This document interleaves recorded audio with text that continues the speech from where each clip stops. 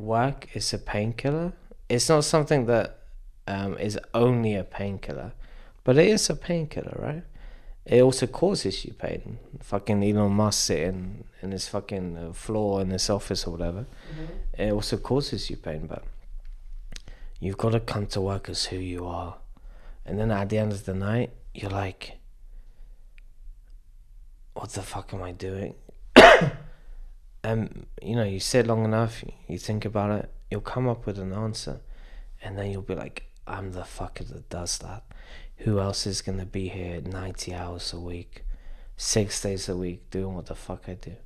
Who else? I wouldn't want to be someone else. I wouldn't want anyone else to be me. And you start hyping yourself up and stuff.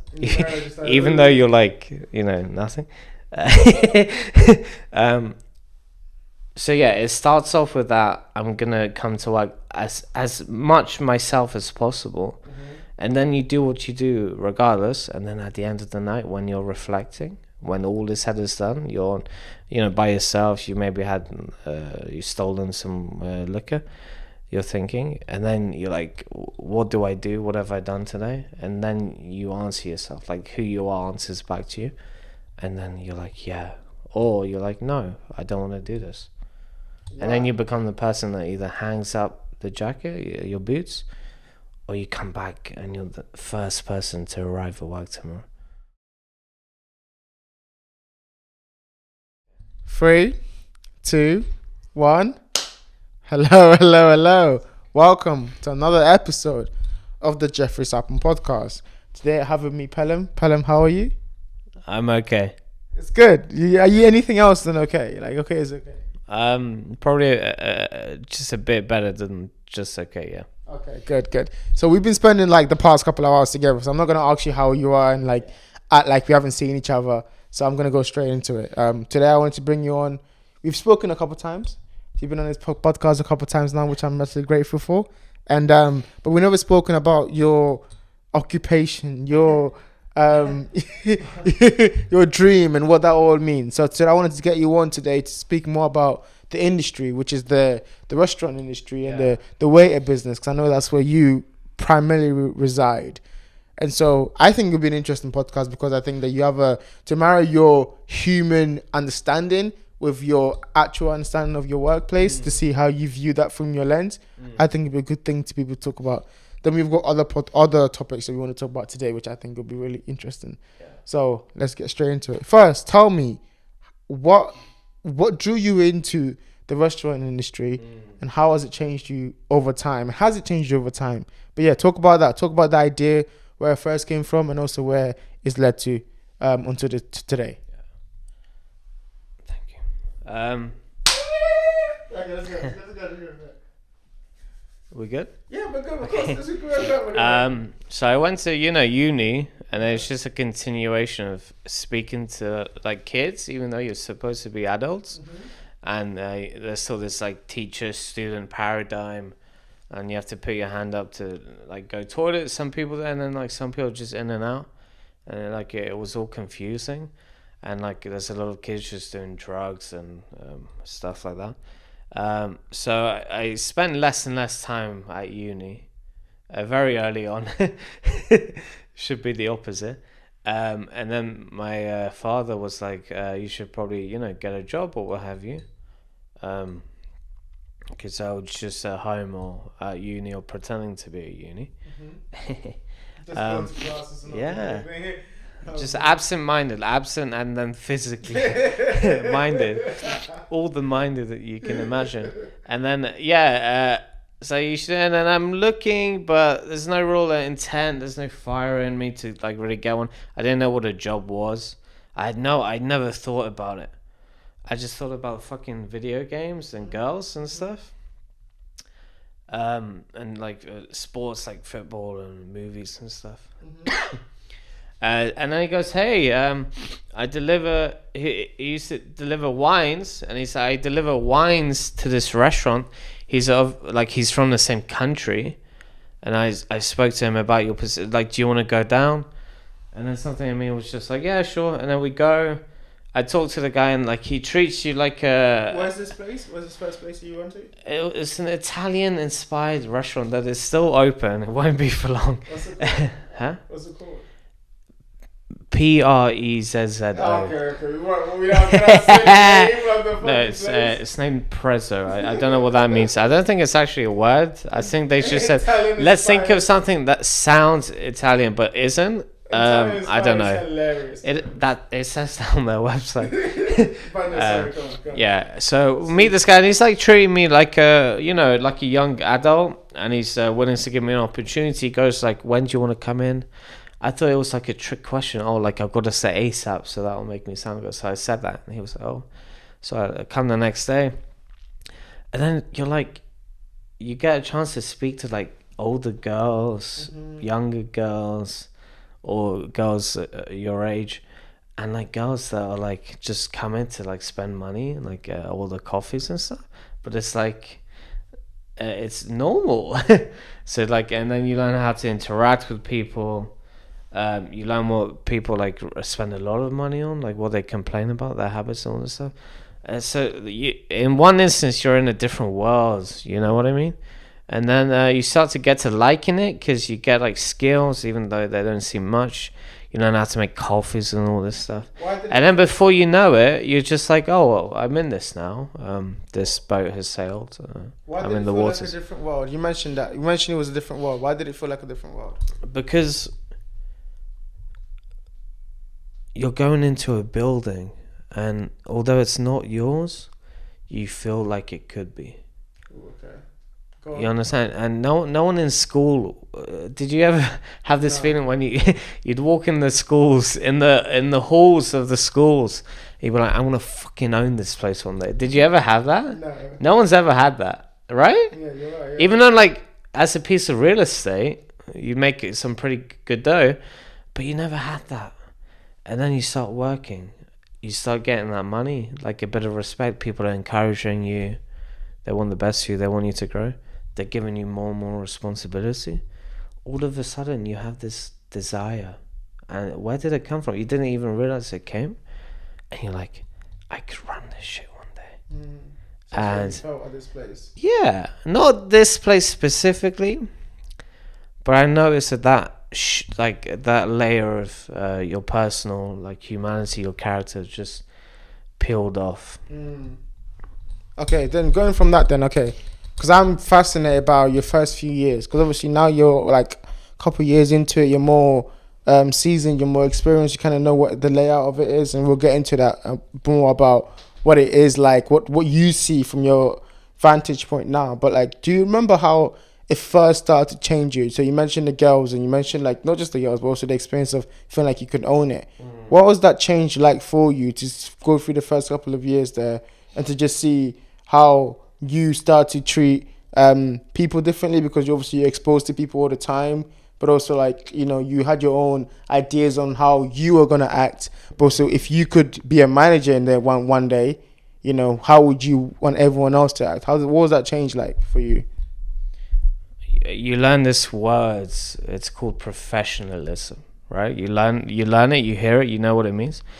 Because like you go from being a uni student or just a young child, and most of the time, like, you're waking up when you want, you're without an alarm clock. Yeah. And you're just like, oh, what am I gonna do today? today? Play Modern Warfare 2 Yeah. and maybe whack off. Yeah. Not me. Okay. Was that you? Let's move on to the next. Okay, but you played Modern Warfare 2, right? Nope, never in my life. I wouldn't play FIFA, bro. Okay. Remember, I wouldn't play FIFA. he's being deceptive on purpose. I'm being coy. Deceitful. But Yeah, no. so let me. So you go from that, and then you're like, oh, I have a shift that starts at 5. Yeah. And if you're late, that first time you're late, you don't know why, but you care so much. But you didn't care enough to get there on time or within like a good set amount of minutes, like to prepare. And all of a sudden you care, and it's like, oh, I've been caught out being unprofessional, being late. Not having a good reason, because most of the time there is no good reason. And then an adult tells you off. You haven't had that since you were like 12.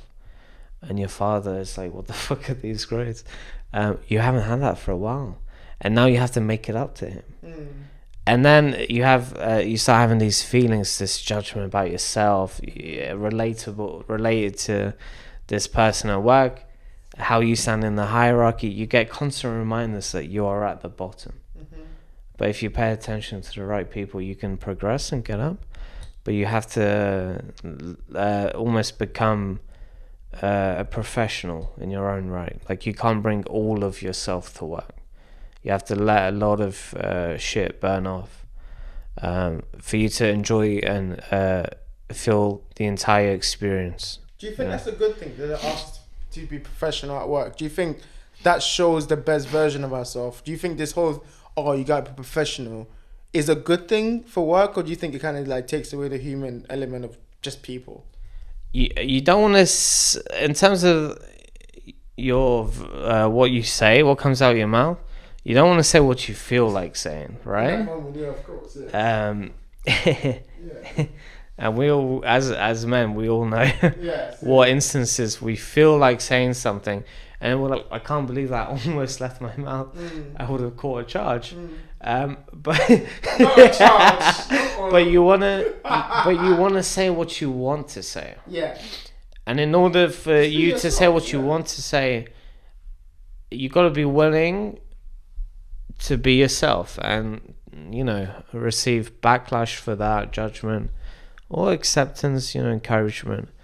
But you need to want to say what you want to say. That's not a bad thing to say. Yeah, but you got to keep that feeling in check when you're like, this coffee's shit. Like, I've only made 6. Of course he's gonna say it's shit. But give me another chance. Like, I'll try and make this better for you. Like, you gotta not be so soy boy and cry and shit because you made the coffee wrong.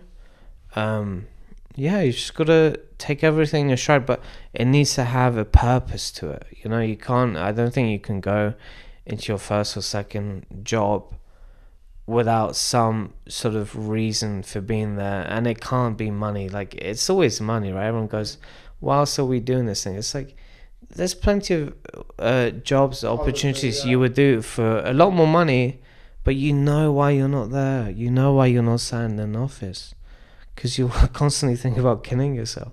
I don't want to do that. I want to do it sometimes, like once a year maybe, because that's human. But I don't want to sit in an office and just die slowly. I mean, to defend office and anyone watching, I do like sitting in an office. I don't think I die slowly. I think it depends much on the people that you are with. Now that disclaimer is that disclaimer out the way.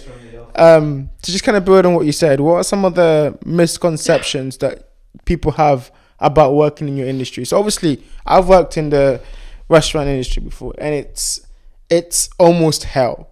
Almost hell. Wow. And not in the bad way. It's almost hell as in it's just chaos. It's everything happen all at once. I thrive in that kind of environment where you're with people, you're dealing with people that you're working with, which is always the best, because you're always your soldiers going to the war. You're also dealing with the customers that come in, all the unexpected experiences. To me, that's life. All that kind of the inflammable things that you can't really put your finger on. It's just anything could happen at any time. But it's also exhausting and it's stressful, and you get no breaks, and your managers will push you to hell, and your chefs, you have to that delicate relationships you balance with your chef. That's always interesting. But yeah, talk to me more about some of the misconceptions you've noticed people have about the restaurant industry. You might not know what people think, but what did you notice once you were in it? The most interesting thing I've learned about misconceptions is that it doesn't. The majority of it is people that come as guests, let's say. I don't like the word customer because it reminds me of Asda and all this stuff. The guests that come, yes, they have some misconception, they care about your birthday or your 10-year anniversary. We couldn't give a shit, right? But a lot of the time, this is where it's most blaringly obvious. It will come from people within hospitality. Why do I need to come 5 minutes or 10 minutes before my shift? I get paid from 5 o'clock. I'm going to come in at 5 or 5:01, take 10 minutes, smoke, and then start my shift. What? Mm. Excuse me? Though that's one example of misconceptions that people in hospitality make. Why is that bad? Huh? Why is that bad? Why is it bad? Because the people in any hierarchy you want to pay attention to are those with the most amount of fire in their bellies, and the ones at the top. But the ones at the top that got there knowing that there are games to be played and overcame the politics and the bullshit and this and that, sacrifice 6 days a week, what have you. Those are the people you pay attention to. Mm-hmm. If I'm working with Joe Schmo and he's like going, oh yeah, like, right, why should we come in 5 minutes before? Why do I need to be deeper? It's just a job. It's just like, I just do this for money. I'm gonna go and buy some marijuana later. You don't want to surround yourself with those people. You don't want to pay attention to them, only to the extent like I'm not gonna do what that guy does. But how are you gonna do that unless the guy at the top goes, bro, if you come late again, you're fucking out of it. And you're gonna have to tell your mum that you got fired from your first job, and then watch. Or you can shut the fuck up. You can be humble. Come fucking on time, and I'm gonna teach you something. But most people neither want to stomach that transparency from a real G, or last that long to garner that kind of attention. You know what I mean? They're just, I'll leave, and then they'll apply to another place and lie on their resume and stuff. There's a lot of fake confidence in hospitality. Fake confidence from customers and the people that work there. That's a common misconception. Like, whenever someone is coming at you, either you're a guest, right, and they're coming at you and they're like overly confident, and they want to like make sure you're okay, like, and have a good time. Watch that girl, bro, because she's probably not spiking your drink, but she's probably like not. That's probably not her. Like, no one is that high energy, bubbly all the time. How do you tell the difference between Probably the pitch, the tone of voice, if she's jumping up and down. No, but literally like no, but you gotta bring it down to your level. Go, I lost my father today and I'm hungry. What do you recommend? And then you see depression. like if she continues like, oh well, it's an act. It's an act. Well, now there's now there's some acts you do to like I bring down your defensive barrier, I make you comfortable, right? Maybe a joke in the beginning, or I don't feel like it, and I'm like, bro, you look tired, right? You take that risk, but then I get you comfortable, and then we have this exchange back and forth, and we reveal each other like in stages. But that's how I think you do it. Like, I'm comfortable with you, I'm gonna be myself, but I want you to as well. Like, I can see you not talking to that girl behind the bar. What the fuck happened? I want to have a conversation with the waiter, and he'd be like, I almost killed myself last night. I almost fucking I want this conversation. I love when people like you see them speak to an old lady or whatever, right? And like their public image, their public face, their voice, and all of a sudden, right, you catch them in the right light. You see their true face, and you're like, you're a devil just like myself. Yeah. No, I completely agree, and I think like the best parts from when I worked in the restaurant industry was definitely that moment. There's moments where you kind of really got past people's perception, or mask is what I call it, the mask that they had, and then like you could get past that and then really see who they are. And don't get me, I know this, right, because of myself. It happened today, right? So yeah, I'm working with a colleague I'd worked with previous. She's there. I'm feeling like more comfortable. And then I realized, like, 'cause I've had this realize, but I'll forget it. In a matter of 2 seconds, I can go from being one person to another person to another person, right? I can drop off a bag to a driver, and go, boss man, confirm the journey, man, or fucking whatever. Turn around and go, hey ladies, how you doing? So yeah, Sunny, whatever you like. And then turn to an old couple and speak respectfully like a posh boy. Whatever you need, nice and patient. In the space of 5 seconds, that's 3 personalities. 3 different voices, levels to the voice. But you can do that. Why is that? Why does that happen in especially hospitality? Why is that important to be able to do? I can go off. You've got to know who you are, but you've got to know who you are when you're not being who you are. That doesn't make any sense. It does make sense, but I want to. But it does make sense, keep right? Going, keep talking. If someone is like, hey, I'm here, I'm me, I'm gonna do the same thing back at you. I'll be like, do you like this? Do you like seeing this? Is this who we are? I had a guy, and I felt so ashamed. If he was a white fella, fair enough. He was black, bro. So he could have, like John Jones, he could have looked like. But he was with his girlfriend, and he had the audacity to say this. I will never forget. I've seen him once again. I refused to take his order. He said, "Can we have these two, like beef burgers? Were? Can we have them veganized?" Did you hear me? Can we veganize these? He said. At the beef burgers. Yeah. Yeah. Did you hear why? How are you not on the floor? He said, "Can we veganize these?" And it was an American. I wanted to say, brother, you're American. Give me a gun and shoot one of us right now. Can we have this veganized? Yes. Like vegan bacon, vegan meat. I thought he was joking. I didn't laugh. I wanted to. I thought he was joking. Yeah. And I said it to someone else. They were like, he said what? And then he said it again, like the second time we met. I was like, oh, okay, you're sticking to this, are you?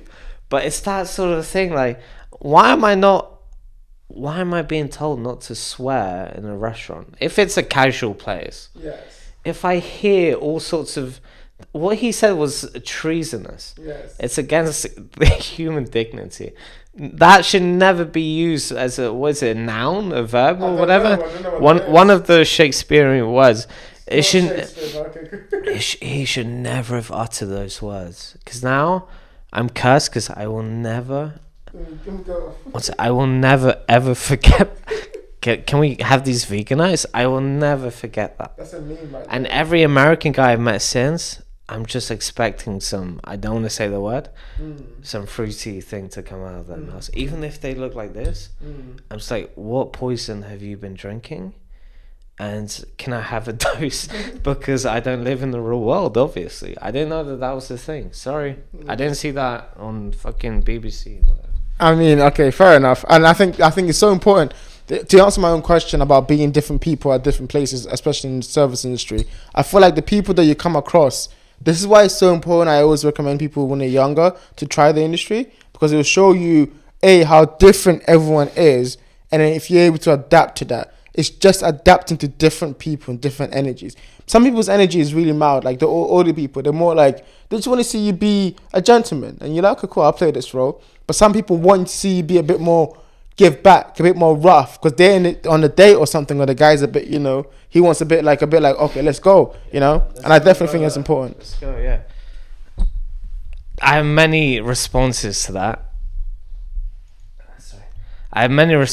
But so just to go back, I used to work with this cocaine-heavy Polish chef. He would do everything. This guy was unstoppable. Like, I'm taking work, right? I'm not joking. There was one day, right? This was his move. He would go out of the kitchen in his uniform with a smile on his face. He had been previously like, normal sentiment on his face or upset or what have you. Smile on his face, like waving his phone at me. Walked through the entire floor. This is like an open kitchen, out the shopping centre. And I'm like, oh God, right? And then he comes back after 10 minutes. The smile on his face is like 3 times the size. He's picked up coke. He's carrying a black bag. So not only has he bought cans, he's picked up something. It was from a black guy, I won't lie to you, in a Mercedes. By the way, that dealer of his, he would drive sometimes with his girlfriend or baby mama and his daughter in the back. That's kind of crazy. Yeah. I swear. And then this guy, I won't say his name. This guy Patrick. You won't say his name. Sorry. You just told me where he works, what he does, what smile he had in his face. This guy would sit in the back. But don't say his name. That's a bit too much. With the daughter and be like, how much? 200? Like tweaking out. And then he will come back like this. I swear to God, this is how like is fickle the right one. Be like, oh, like kitchen's in a good mood. You guys like, I like the energy in here. They're on fucking coke. They're taking it next to your bloody pizza dough, next to your calamari. Come back. Let's go back and take a look at why they're so happy. They don't see behind the veil. I think yes, the soft white underbelly. I'm really glad you liked it. Please come back again. The soft white underbelly of the cook, the restaurant industry is fascinating to me. I think I would get onto more on there, but I don't know what part of this video will be cancelled just based on that conversation alone, which I think is important. We're not cutting out anything. Well, not that part, of course. That part was fine. I mean, we didn't say any illegal activities that any of us were part of. If I'm found dead, you know who it was. So, it's a guy named Patrick. Name and nationality. But okay, cool. Okay, to move on to the next kind of topic, I think like it's so important because I wanted to. Could you what you describe there? I think it's a mediocrely run restaurant for the legal activities and all that stuff there. Say that again. But and I've worked there, and I think it's a pretty good restaurant. But I think in terms of like how well run the team is, it could have been better. What would you say is the difference between a very well run restaurant, one such as a Michael Pierre White would run, you know? And I remember, so I have a quote from Michael, my boy Marco. So he talks about like what he thinks the all great chefs have in common. He says, you probably know this quote by heart, but he goes, first they respect nature as the true artist, and they are just the cooks. And second, everything they do is an extension of them as a person. So taking that idea of what he would believe is a good, I guess, motto for a restaurant to live by. What can you explain to me what you think a good restaurant would look like versus a mediocre restaurant? Well, I think it's like two things to keep it like very simple. It's the desire, the shame you would feel of being the worst restaurant, like being mediocre. So not wanting to be average or mediocre, and then also on the flip side wanting to be the best. And that's where you become very humble, but you have to sit down on the table and see what's what and go, okay, I'm trying my hardest, but I'm making things hopefully complicated. I'm forgetting things like, you know, nature is a true chef, and I'm trying to impress people as opposed to just do what I love to do and put the things that nature has given me together into one place, but to express myself at the same time. As a chef, that's why you're thinking. Whatever it is, right? Like it is an extension of yourself, because you walk into that door and you have to ask yourself, you know, like, what do I want to do today? Like, it's best that I do something rather than nothing. And if I'm to do something, it better be good, because good is better than worse.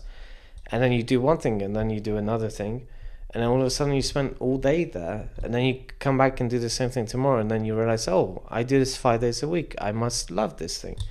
But problems arise out of complexity, and most of the time people think that people look past simple, but out of simplicity comes flavor. Out of simplicity comes like the execution of your vision.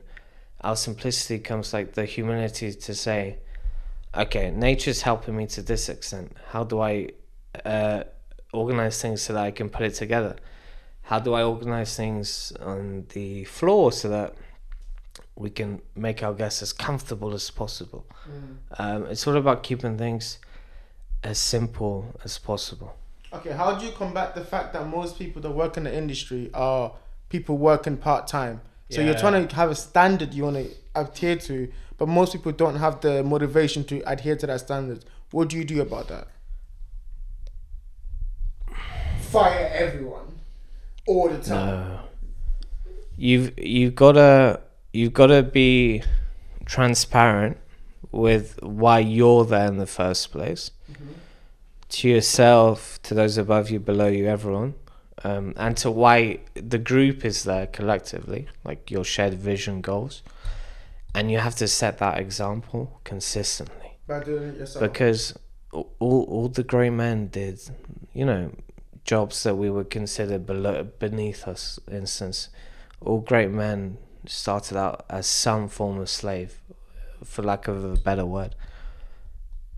But all those people had the humility to go, I am a student, this is a master in this field, I'm gonna shut the fuck up, because there's nothing I'm gonna say that he can't prove me wrong, so I better just listen to him. He's going all in, and this is what he's chosen to do with his life. I may want something different from myself, but even if I'm here part-time or full-time, because of how hard this guy or this girl runs, it infects you. Energy is very infectious. So I think if you set a good example, it does trickle down, and then eventually it rises people up to your same, and then all of a sudden everyone's side by side, and you become like an unstoppable team, and there's no challenge too big. You're like, oh, there's problems, good. Like, you change that reaction. In the bad restaurant, you find that there's not like this one really bad problem. There's just a lot of really bad problems on top of a lot of small little problems, right? Sounds like life. But in a really, really good restaurant, there's like problems all the time, but the reaction is good. Like, these are the problems we want to have. We want to have unforeseen problems. Having unforeseen problems is how you know you're doing the right thing. Because the problems you see, you fucking attack and you fix them. There's no problem you've encountered in your life where you're like, oh well, and you just died, like you gave up, like you fixed it. Maybe you ignored it and then thought it went away, but it will come back eventually. The good places only encounter unforeseen problems because they've kept things so simple, so grounded. The standards are met so consistently that they are able to strategize and look far ahead into the future and see, we're not going to be busy here. What do we do with our labor costs? Or the season's changing. How is our menu going to change? How are we going to keep up quality here? How are we going to keep guessing? They can see because they're at the top of the mountain. When you're at the bottom and you're like, oh shit, like it looks scary down here, and oh shit, it looks scary up there, and then you're panicking and you're making things more complicated than just fucking climb. Keep your head down and climb. You don't see the unforeseen problems, but you're also not fixing the problems that you do have in front of you. What has being at the bottom of the mountain, trying to make that climb, taught you about people? When I say that, I mean just about how people deal with problems, like you're talking about the seen problems and the unforeseen ones, but also how to deal with people, how to handle stress, how to handle, just the things that come with being in the restaurant. I know stress is like a big part of that, but also just, disappointment and failure and all these things that come with that. What has that taught you about human beings and how human beings react to stuff like that? There's like a phrase the young people say, which is like, let it cook. Let me cook or something, right? Did I say that? Yes, you did. You truly have to be yourself when you meet people and when you begin your mission, let's say. When you start walking towards like a shared goal. And you've got to encourage people to be themselves, right? Especially new people, young, naive people, because they don't know how sinful they are. They also don't know how capable they are. And for some reason, young people, right, we just have this like arrogance to go, I'm not cleaning toilets. You've never cleaned toilets, dickhead. How do you know it's a bad thing? You've never cleaned, you've just come from your mum's. What? Like, why is your mum, who's like the best person in your life, right? Whether you accept that or not, she is, right? Why is she allowed to clean your fucking dirty shit every single day, every week? But you don't want to do the hair in your shower, the skin marks, right? Your fucking dirty fucking underwear. Why does she have to do it? And you don't. You think you're so good, dickhead. You're not, right? What was my point? What was the question? Let them cook. Let them cook. Okay. So you're transparent with people, right? Because then that allows them to be transparent with you. And then they start to, their shell starts to, fall off. You see who they could be, right? And then you're like, listen, I'm a seasoned, experienced man. I'm not perfect. This is what I care about. You may not be here forever. I hope you're not. You encourage people to leave. But you go, you're going to leave here with the best fucking resume. Girls, boys, whatever you like. Money. And you're going to leave somewhere better. As a better person. But I'm going to fucking grab you by the scruff of the neck. You're going to do what I say. But we're going to fight a war here. I say jump, you fucking jump.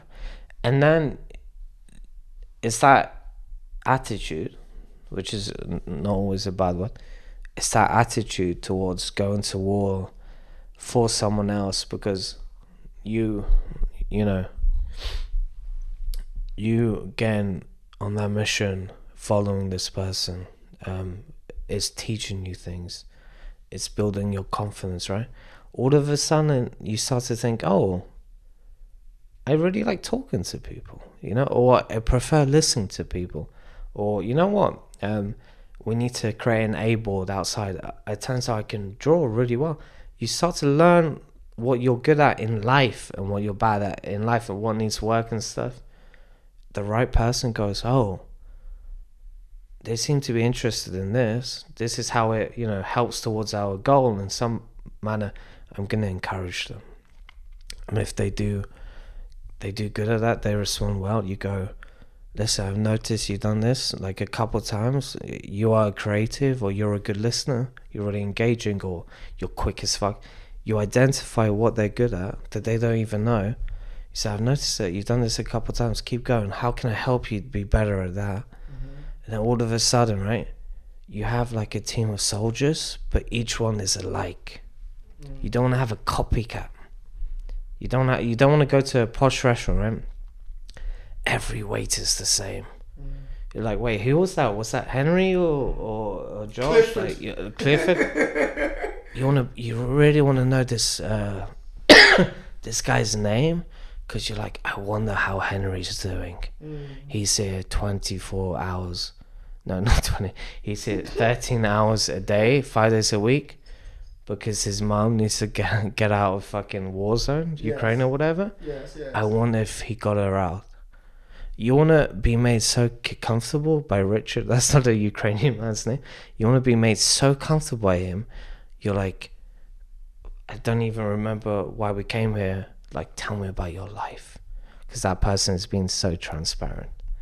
That's how comfortable you want to be. What would you say is the one thing that you've learned from people who come to restaurants? You mentioned about how they come to restaurants sometimes, they talk about Richard as, oh my God, I forgot why I was here. Richard, talk me about your Ukrainian life, how you ended up here in Chiswick. But what's one thing that you've I just said it's like a random name, I just picked out the hat.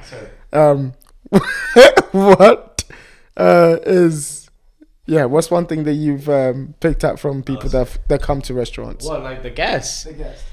There's a lot of, oh my God, I don't have this as much, right? Because I work in a more affluent area now.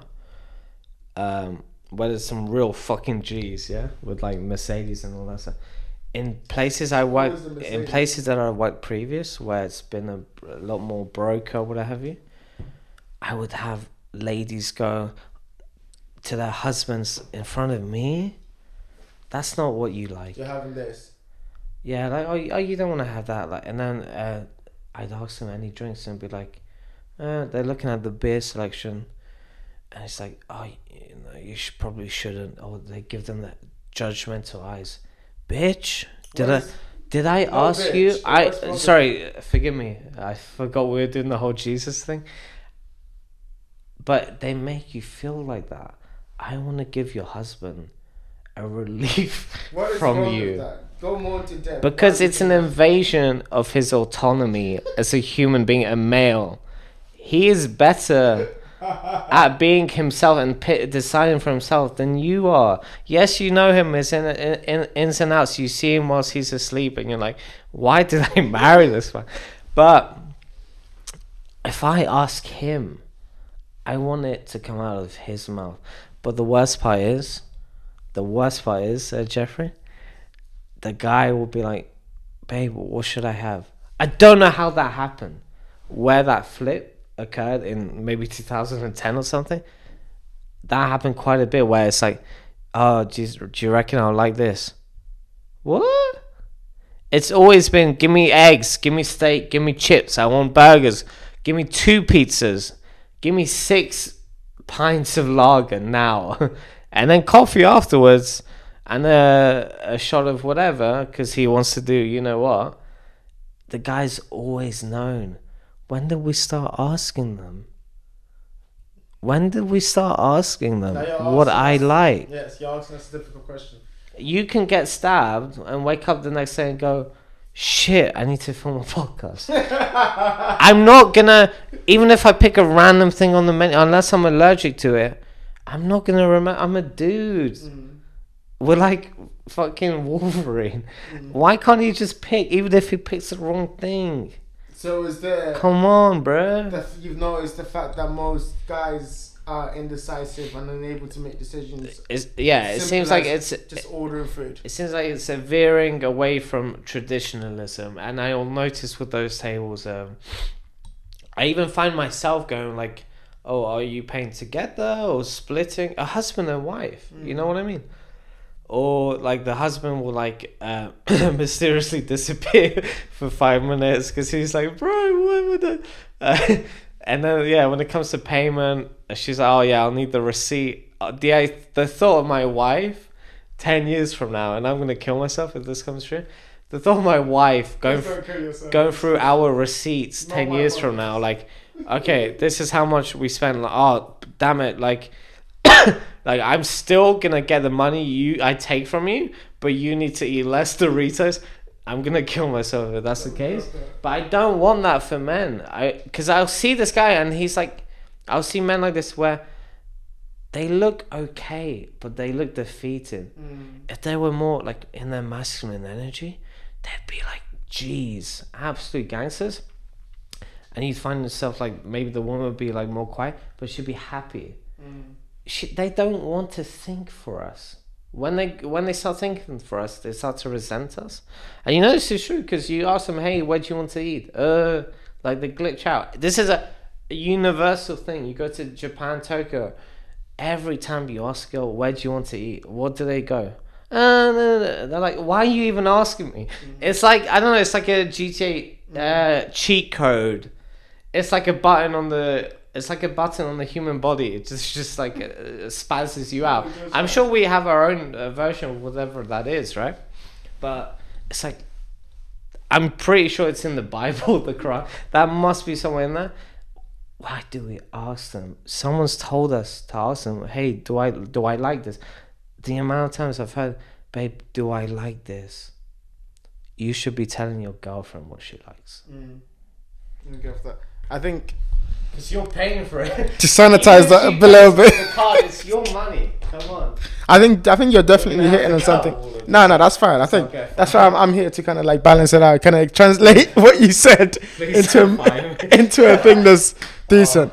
I think what you're trying to say, and I think it's true, because I think what we see in restaurants is a glimpse of what we see in society on a wider scale. And I think we definitely see that. It's going up in our generation where there's less role models and less men, I would say. Even though there is men, there's less men who kind of know what they want. I think that definitely transpires in people in places like restaurant, especially just in the service industry in general. You know, people come and they're more deferential. And I think it's interesting to see, because I've seen this many times where I used to have that, and it's weird because now that I'm out of it, I don't have that aggression anymore. I don't have that understanding anymore. But when I was in it, I used to be like, what's going on? Right. Why does a guy come here and then ask, or like, are we less? What was the moment that stuck out for you where you felt like I feel right now? Oh man, I think it happens sometimes in ping pong, like all the time. A was the discount thing. A lot was the discount thing when they come in and ask for the discounts. And of course, I understand London is saving, but like there is an element of, if you're not in that position, you shouldn't be out. Like I don't know which is worse, the fact that you're out and you can't pay, or the fact that you can't pay and you're out. You know, then that's the same thing. You know, it's like, but it's definitely, I felt that like that diffidence of like asking them, and you could see in their eyes. And I think unless you've been in a situation, you just think that we're just being ridiculous, but you could definitely see in the eyes of the woman, like especially when there's some other person there, they feel like smaller because this man is not taking the stage, because no one wants to be the person telling you you should eat this and you should not have that. But they've done it so many times, they understand the roles that they both play. The roles have kind of switched, which is so interesting, which is like definitely a conversation and an observation about the current state of society that we have right now. But just as a human thing, this is where it's not how maybe it's meant to be. I'm messing up that phrase. As a kid, right, your mum and dad told you what to eat, and you were like, yeah, I don't eat it, but you ate the broccoli because they forced it down your throat and stuff. And then you were like 6 and they gave you a Coke, but you still ate the other stuff because you were forced to. And then there comes an age, right, where you're like 15, 16. You're going to like chicken shops, maybe you're making a little money, and your mum forgets that you're like older, and she goes, you're going to eat broccoli today. And then you just look at her like, I'm not eating that broccoli today. Why do you know that? Why do you have that rebellious, like, no, I'm going to eat terrible food, whatever, or just something else when you're 15, 16, 17? But as a married man, 20 years into the future, all of a sudden you're back into little boy mum scenario. That's a fascinating observation. That you're almost falling back into that safety net of what that provide them, especially in the space of, I think a lot of it might be anxiety, and I think that's why you got to work in a restaurant, because if you have anxiety in those situations, then you the world is bigger, there's bigger problems, you need to figure that out. You know, the only way you can figure out anxiety is to really face what makes you anxious. Okay, and to move on to the next thing, I think I wanted to also check, and one of the things I wanted to ask also is the foreseeable future. What do you see happening to the industry? Because when I used to work at ping pong, we mentioned this before, we had this little robot. And this little robot would go around and collect plates from us. We would like put plates in it, go to the kitchen, the porter, and that person would take the things, and then the robot would come back. And so that to me was annoying as fuck. Someone who used to work there, I was like, what's this robot doing here? It's real, 100%, it's still there. This is on YouTube, I can see. You can see this, if you go to the plate. The thing that moves, you put the thing there, you put the dishes there, and then you click the thing, then it'll just find its way to the porter. The porter will take the dish out, and it'll find its way back. He'll sometimes even bring food, which was stupid. To the tables? To us, and then we will take it to the tables. You know, but I think my question is, what are some of the changes or trends that you foresee happening in the restaurant industry, and how do you envision yourself adapting to that and kind of overcoming them? Because something like the robot, that's inevitable. You know, and AI is coming. It's coming for all of us. We're all gonna be robots somehow. But how do you stop it? And how do you take that? You know, just something about a robot in a human-dominated industry, which is such. People go out to eat not for the food, but for the people, the interactions they get, for being around people, because it makes that aspect of eating together as a group of people. So how do you kind of combat that? I think this is how it will sort of seep its way in. Everything happens in little steps that not enough people said no to. This is bullshit, right? And then you end up with this robot scenario, which I don't believe, but that's crazy. I think what will happen is some millionaire Los Angeles guy will open like a private restaurant, right? The best staff, whatever kitchen, and he'll have like robot service, and he'll become this thing. Oh my god! And then he'll pay the right guests to come and talk about it, and then he'll pay the right guests enough money to go, hey, give it a try. And then he'll pay the right guests to go, this is the best restaurant I've ever been to. Lie to people, their own fans and family and friends. And then that'll become like a niche thing. And then obviously people follow. They'll, distort the numbers a little bit. That's definitely going to happen. Another thing is like, I don't want to go to a restaurant and a robot approaches me. Just on the street, right? If you're with your girl and some guy's within 2 feet of you, what do you do immediately? You size him up. Like if I grab him here, boom, like are his legs big? Does he have cauliflower ears? Well, you size him up straight away. If a robot is coming at me at the front door and I'm taking my girl out, I'm gonna spend £400. I'm gonna kick that fucking robot down. Well, you won't, because someone's popular. I won't, obviously. Yeah, hello robot. But that's what I mean about. That's what I mean about. And not enough people say no when it was time to say How no. do you say no to? If we're at that point where there's a robot hostess, we're fucked. We're fucked. And another thing is like because of Ukraine and whatever is happening elsewhere, and the clamping down on farmers and regenerative farming and all this stuff, we're gonna start eating food that isn't food. Processed food. It will be available. It will start being available at a cheaper rate than proper beef, proper chicken, all this stuff. Real beef at some point in the near future will be way too expensive for people like us at our level of income now to afford enough to appreciate it and get the benefits from it. They're going to push out food that's been like into food or just fake or whatever, bugs. We'll start eating bugs and the whole thing will be fucked. Simple question then. Do you think the restaurant industry survives the new world order? So like the 20, 30 years looking from now, whatever happens, whatever change that you're talking about happens with the new chemical foods and also the AI robots and whatever takes place. Do you think restaurants survive that, or do you think you just become obsolete like Blockbuster stores where we don't really need them anymore because we just have food delivered straight to our houses? Well, that's what I mean. It will become like to go. Everything will be to go.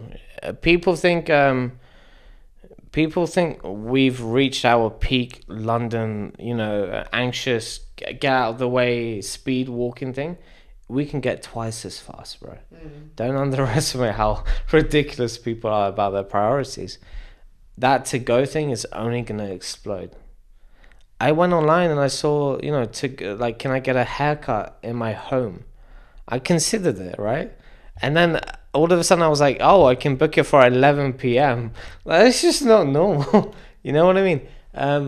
So it's going to only get worse and worse in terms of the to-go stuff.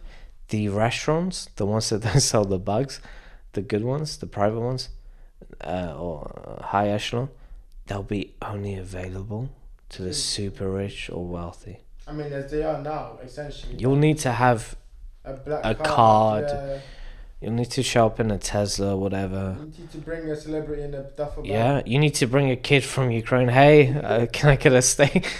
I'm looking after the honorary. They're gonna become something we don't see anymore. And people are gonna talk about. I went to Poland and I tried this thing called steak. Oh my god, you should try it. People are gonna tell stories like that 100 years from now. I went to this country and I tried a cow. I ate the rump of a cow. Oh my god, it was so good. It'll be a relic of the past. It'll be like some mythological thing for people like us, for brothers like that. For brothers like us, indeed. Okay. To move on to the next final thing in this kind of topic, I always wanted to ask that, you know, I feel like with anything, right? Like I feel this with the podcast so much that what you do becomes who you are and becomes your identity.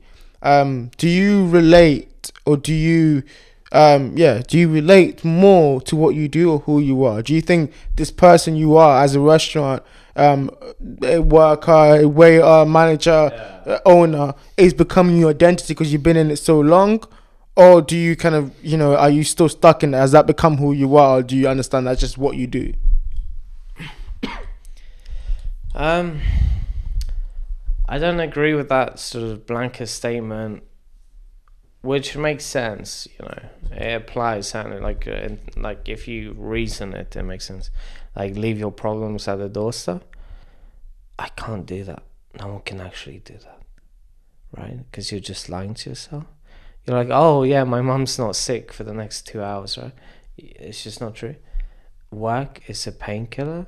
It's not something that is only a painkiller, but it is a painkiller, right? It also causes you pain. Fucking Elon Musk sitting in his fucking floor in his office or whatever. It also causes you pain, but you've got to come to work as who you are. And then at the end of the night, you're like, what the fuck am I doing? And, you know, you sit long enough, you think about it, you'll come up with an answer. And then you'll be like, I'm the fucker that does that. Who else is going to be here 90 hours a week, 6 days a week, doing what the fuck I do? Who else? I wouldn't want to be someone else. I wouldn't want anyone else to be me. And you start hyping yourself up and stuff. Even though you're like, you know, nothing. So yeah, it starts off with that. I'm going to come to work as much myself as possible. And then you do what you do regardless. And then at the end of the night, when you're reflecting, when all is said is done, you're, you know, by yourself, you maybe had, you stolen some liquor, you're thinking, and then you're like, what do I do? What have I done today? And then you answer yourself, like who you are answers back to you. And then you're like, yeah. Or you're like, no, I don't want to do this. Wow. And then you become the person that either hangs up the jacket, your boots, or you come back and you're the first person to arrive at work tomorrow. What has this industry, how has it changed your aspirations when you first came into it and who you are now? Does it want to make you more go further into it, become an owner, or does it scare the shit out of you, want you to run away as fast as possible to somewhere else? It's made me suddenly want to be more chaotic, more argumentative, more like fuck you, because I see where people who play the game rise up very quickly, right? But I don't want to be them. I don't want to go like, oh, I have this power or money or whatever I perceive it to be, but I lost my integrity, or I agree to things that I know I should have agreed to because, like, look at me now, whatever. I don't want to get rid of my rebellious things. So whatever I'm going to do is going to be an act of rebellion, but it'll be not like good intention. It's like, I only want to do good things, you know what I mean? I'm going to do good things and prove everyone wrong. And we have a responsibility as young men especially to prove everyone wrong. It's not that the young people need to be converted to Christ or Islam. It's that young people need to remind old people, yo, you're a Christian nation. Why are you doing this? We need to turn around and go, excuse me? But that's that same sort of rebellious, like, no, we're not being destroyed in real time. Like, I'm not working 1,000 hours a week to barely afford this and this. Like, no, we're doing this right because this works, traditional, you know. But we also are going to move forward into the future, right? And it takes everyone, because hospitality is like every other game, right? It's just in the details, right? It gets separated. It's like every other field of work. Like, there's yes men, there's no men, It's people that play the game, people that don't, professionals, what have you, new and old. But it's the people that go, no, like this is the vision of where things are going. I'm willing to do everything to realize that vision, make a reality. And then that person gets like as much support as possible. Or he goes, you know what, you don't think I'm worth it? Fuck you. You go somewhere else. That's the person that changes the game. You know what I mean? He was saying to Elon in the beginning, hey man, I think what you're doing makes a lot of sense. Keep going. No one. Everyone was like, you crazy? What? You haven't seen your kids in 13 days? What the fuck is wrong with you? Child abuser. You're worth how much? And you're risking it all on both companies that could cause you 2 bankruptcies. What are you doing? He still do it anyway. He said to them all, you're all wrong. I'm going to prove you all wrong. And I'm going to take a picture from space in my car on my rocket ship whilst you're in your basement in LA whacking off. You're going to remember how you judged me lying in the gutter in that fucking office. Maybe not whacking off, but yeah. Yeah, not whacking off. But you're going to remember that you judged me instead of going, hey, like maybe if this guy's crazy enough to believe in him, maybe I should believe in him myself. What does Kanye say? The wise Kanye. He goes, my music inspires you To believe in yourself. To believe in yourself. We should all listen to Kanye West. We should all 100%. I think, man, it's beautiful. I think I saw this thing with this new guy who's called Sam Altman, and he talks about when he's the guy that made ChatGPT. He talks about when the evil they're all evil with just masks.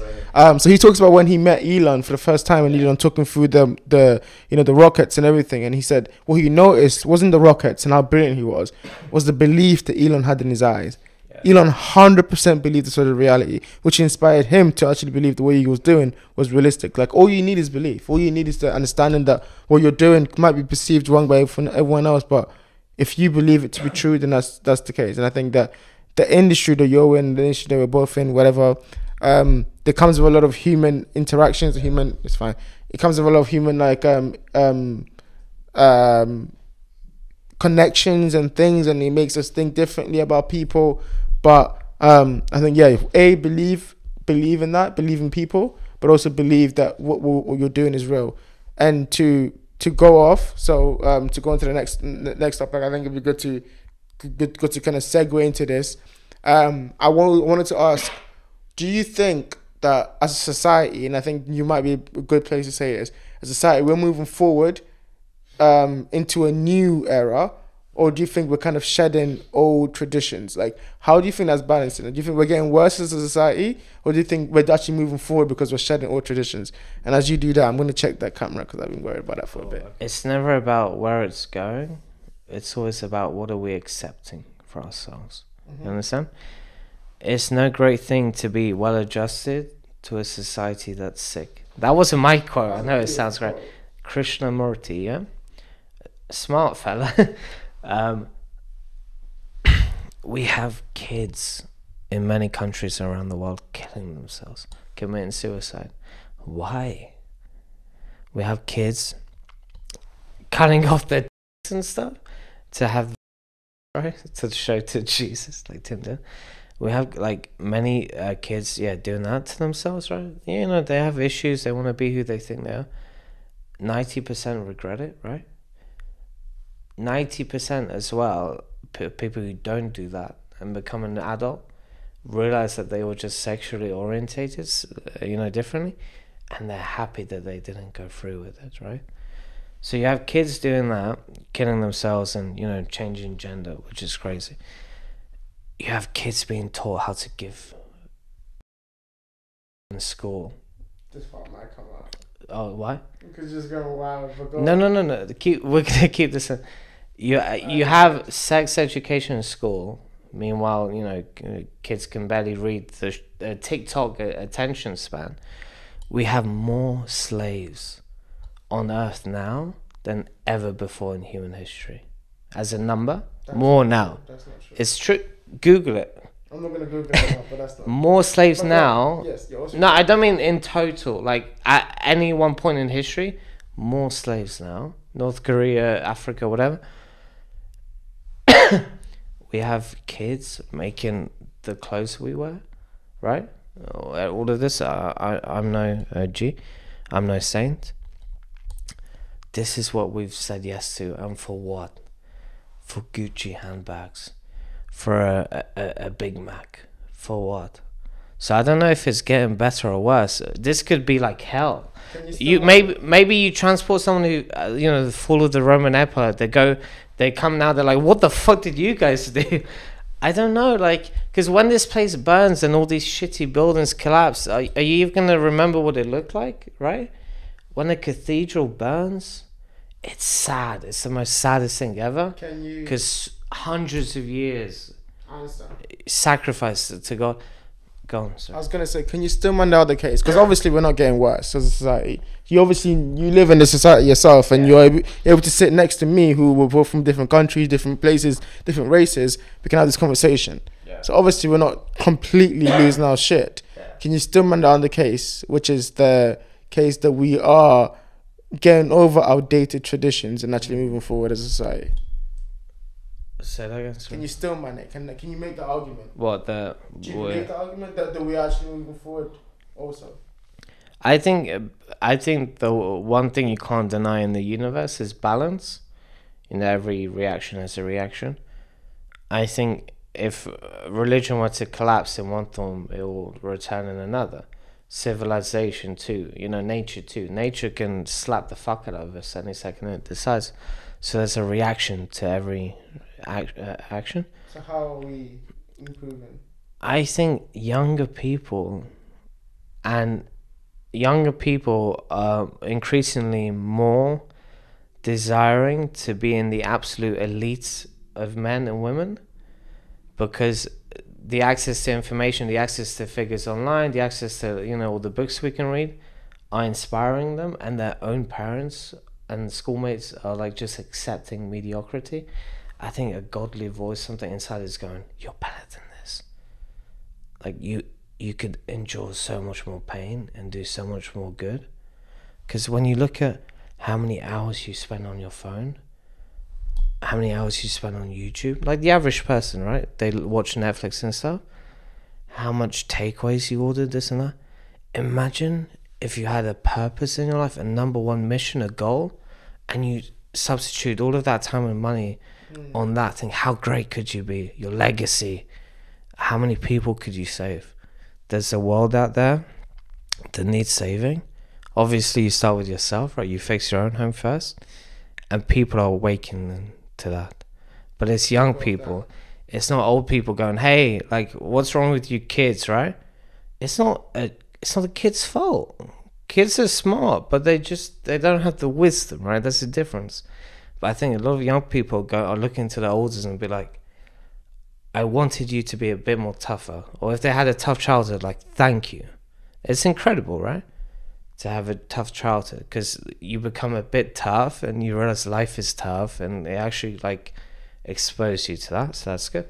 There's a lot of kids, young adults, aspiring to be the best in their like particular ways, and they truly want to be good men and women for good men and women, their children. And they want things to get better. I don't think they want things to return, right? Because you can never get anything back. Like, you even know what you're getting back. But I think they want balance. They don't want all this crazy. They want God to take care of what God takes care of. And they truly want to be here just for the experience. And they don't want to be told, hey, you're this or that, or this is what you should think, or this thing. I think people want to have their own autonomy back, because we've become so addicted to our phones and this, we've forgotten what it's like to just be without all this stuff. It's beautiful. It's beautiful. I think to counter that point a little bit, because I understand what you're saying, and I somewhat agree, but also somewhat disagree. I think we're moving into a society, which is why I thought this would be a good discussion to have, even though our phone is turning off, we can't really go into it. I think that we are moving into a society which is more going over outdated traditions, and I'll tell you why. I think the traditions that we had for people were based on the society that they lived in back then. They thought a certain way, and that society was very much, you have to think about human beings. You have to think about who human beings are at their core.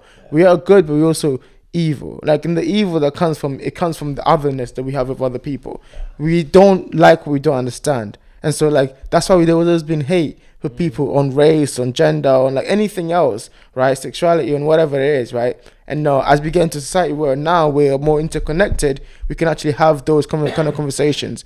I think that's what that stems from, that ability for us to now be interconnected. And I get it. People use religion as a way we should return to that. And I hear some parts of your argument, but I also feel like that evil aspect of people takes hold, especially in echo chambers, and makes them not understand that people are just people. People are just also getting up and taking shits and going to work and failing and liking this person and doing all these things, and heartbreak happens regardless of what field they're in. And even those kids that you're talking about going through that situation, that should be looked at with complete compassion of like, what the fuck do we do? Because that's not an easy answer. What do? You say no to every one of them? There's going to be cracks. There's going to be people falling through the cracks. You actually need that.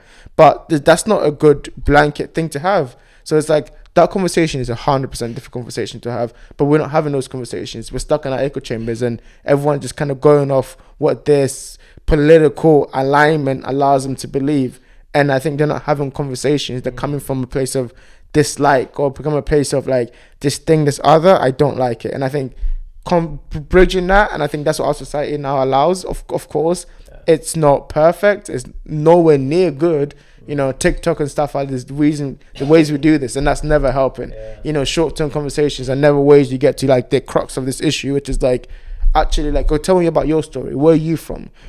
I've been able to meet people who I never thought I'd meet, had a conversation, people I've never had a conversation with, and like had to really check myself and actually step back and be like, where did that thought come from? Where did that belief come from? Oh, it came from the internet. Like, the internet gave me this belief, and like, in real life, this belief is different, and it's like balancing those two and growing over time, and knowing that we're all people growing, and all of our opinions do matter, has been such an eye-opener to be able to see that. So I think that I completely I agree with what you're saying somewhat, that we are kind of regressing as society on the base levels of how we judge our previous selves. Like when it comes to hard work, when it comes to religion, when it comes to creating families, all these things are very important that we might have to be very, very careful of.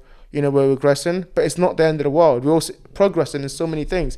The fact that me and you can sit here and have conversations and actually relate to each other. I'm from Ghana, you're from like Albania, like wherever the fuck you're from, I don't know. Wherever the fuck you're from, like our people would kill each other on sight 100 years ago. Oh yeah, they'll be like, whoa, what the fuck is the fuck is that guy? Why is he burnt? They with us.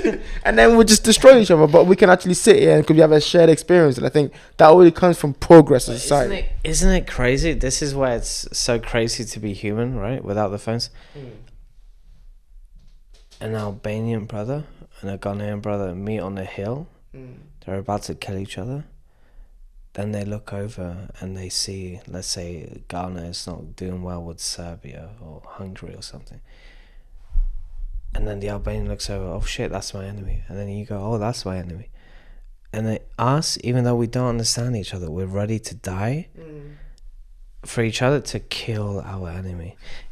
Just like that. That's magic happens just like that. It's so weird. No, I'm just saying, like, we can show up in a field and be ready to kill ourselves over our differences, but then the enemy of our enemy is my friend. In the moment, right, we still have those differences, but it's weird that inside I'm able to figure it. So it's like, it's almost like God puts it in you to be like, this is what you're capable of, humanity, yourself as an individual. You have to make the right choices.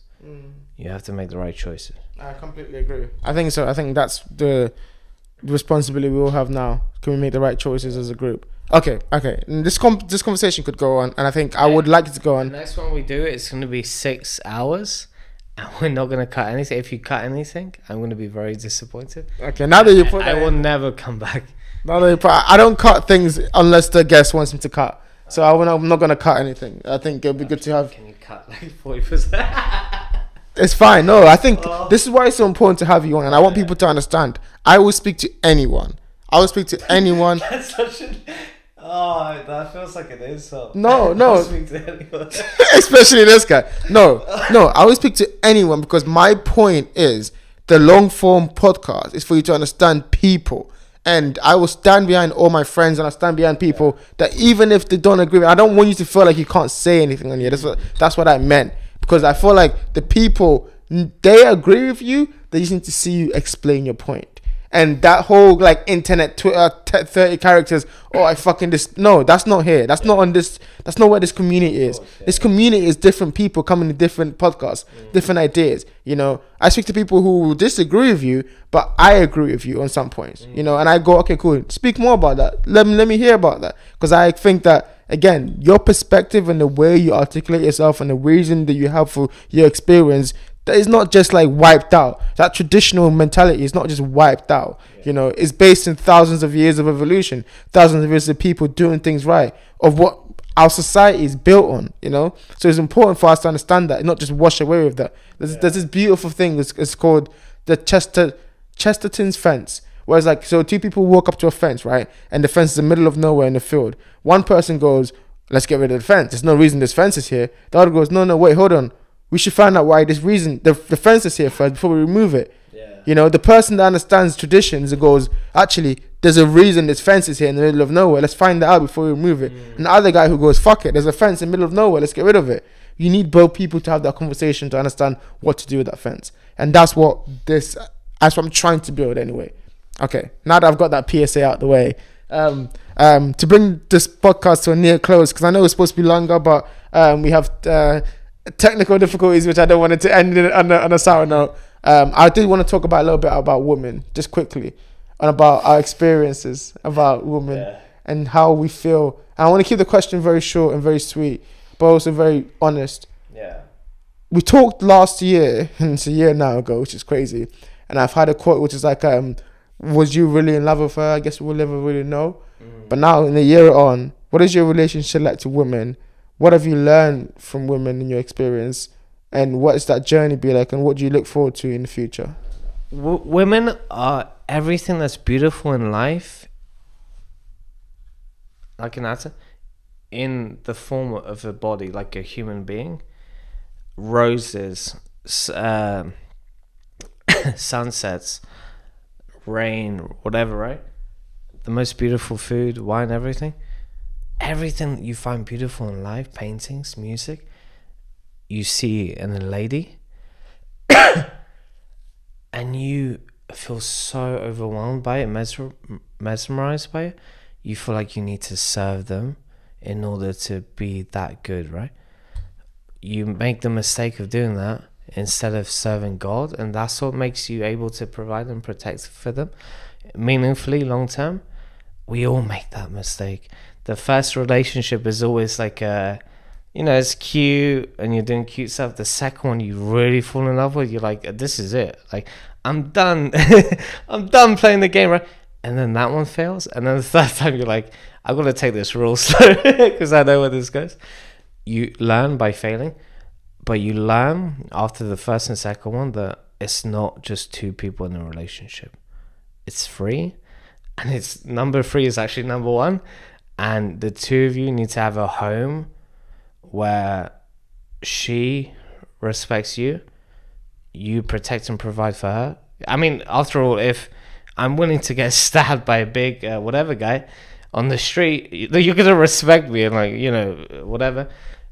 But I every day need to wake up and go, thank you, God, because I have a human rose next to me. The most beautiful moment in a man's life, he wakes up, there's a ray of sun hitting his girlfriend's brunette hair, and he's like, God damn, what the fuck did I do to deserve this? He obviously doesn't let her hear this. He's like, wake up and make me a sandwich. But but he feels so inferior to this woman. He can't let her know. Do you think so? I don't think so. I'm being silly, but he feels that good is what I'm trying to say. But you need to pay for that goodness to God in hard work, or he will take her away. I think. But they're so beautiful. But like in life, everything that's beautiful is also terrifying. We know this. Jordan Peterson did the study. everything that's beautiful. Mike Tyson, watch his highlights on YouTube. The most beautiful combinations you've ever seen. Imagine Mike Tyson punching you. It's the most terrifying thing ever. But you got to be like a fan. Like, god damn. You know what I mean? Everything beautiful is terrifying. That's why you can't hold on too close to a lady. You can't squeeze all the juice out of that aroma, the flower, because it will be taken away from you because you disrespected it. You were meant to serve God, and now it's taken away from you because you're like, you forgot, you left me at the bus stop to take this girl out for a walk. You forgot to bring me along your walk, Pellumb. Do you know what I mean? Where was God on your day? You should have brought me there. I should have been in the room with you there. And by the way, I saw what you did when you got freaky and stuff. I don't like that. God needs to be part of the equation in everything you do, because you need to look up and go, God damn, that's very, very big. I'm very, very small. How can I feel just a little bit bigger? So I respect that, and I respect that mentality to have God in the middle of that. I don't know how applicable that is in our modern era. I think you can have that vision if you want. I think you can have that vision if you want. But okay, here's my new updated vision on women. And I think if you go back, one of my first videos on this was me talking about my relationship with women and how it's chaotic and all these things. I think now I'm in a position where it's go on. If we lose this clip, I know. Brother, do not worry. Again, like when it comes to women, do not worry. It will be what it will be. Yeah. If you lose this clip, it's fine. We'll just record another one. We'll record another one. Yeah. I think it's so important to have complete understanding of who you are, and I think this is obvious to anyone. But I think like you can't treat them as if they're roses. I truly believe that. I've kind of had an awakening. I used to truly believe what you said. Like I have a video on this podcast, me talking about the romantic aspect of women and like how they're so beautiful. Oh man, I'm still am in a sense. But I think I've woken up to the reality of what I have to do first. Yeah. The things I have to do, the things that I do in my life is just chaotic. It's too much for me to also look at someone as if they're perfect in any form. They're also a person going through their own experiences. So it's like it's important for me to realize that and say, how can we, if we can, find commonality and just have fun with each other. It's just really the basics. And I think in anything, how you build things it's a beautiful phrase, but you take a little bit from the left, you take a little bit from the right until you meet in the middle. You know, so you take a little bit here until there's less there, and then you take a little bit. Same thing. It's like you take a little bit, you give a little bit much you can from your side. She gives a little bit until you can meet in the middle. But you have to be able to do that slowly. And sometimes it's very difficult because I fall deeply with things. I see the beauty in things so easily. The beauty and the thing is like the ephemeral, you know. It's like that movie with Al Pacino where he's blind, you know, the scent of a woman. That kind of understanding about women. But I think that's also deeply entrenched in our upbringing and how we've been taught to see women, you know. And I think that it's amazing to see that they teach you so much, just like anything. But yeah, when falling into romantic love teaches you about life and teaches you about how to carry yourself and how to love differently and how you grow from that love and stuff like that. So I think heartbreak makes your heart, bro. This is a crazy quote a friend of mine gave in the last thing. He's like, in order for your heart to open, you have to break it a few times. So on that note, I think it would be great to somewhat end this podcast. If I can end this podcast. So much effort and energy. I've just been ousted by one quote from the previous episode. Whoever that guy was, you've beaten. No, but I think what you said is just encapsulate all of that. I need to write that down. I'm going to send it to now for your heart to open. You have to break it a few times. But yeah, thank you so much for doing this. Thank you so much for you watching. This is amazing. This has always been amazing. See brother, you for part 2. Thank you so much. Part 2 definitely coming soon. And you guys take care very much. It's been lovely. It's been me. And until next time, peace.